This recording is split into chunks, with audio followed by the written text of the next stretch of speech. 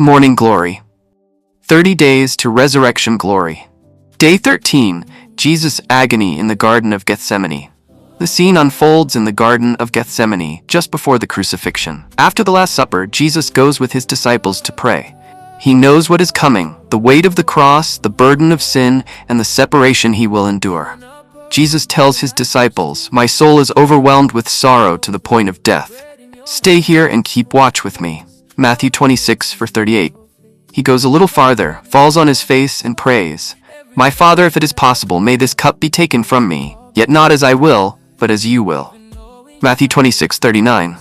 Luke gives deeper insight into his agony. Being in anguish, he prayed more earnestly, and his sweat was like drops of blood falling to the ground. Luke 22:44.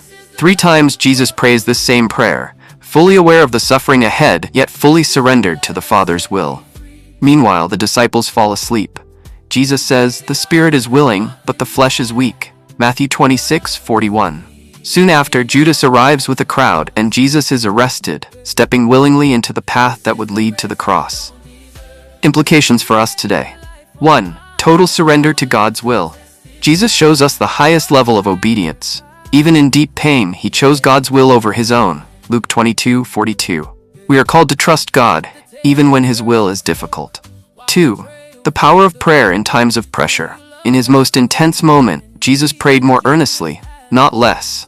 When life presses you, prayer must become your refuge, not your last resort. 3. God understands our struggles. Jesus experienced deep sorrow, distress, and anguish. Whatever you face, you are not alone. Christ understands and intercedes for you. Hebrews 4:15. 4. Victory begins before the battle. The decision in Gethsemane secured the victory of the cross. Your private surrender to God prepares you for public victory. 5. Strength comes through submission.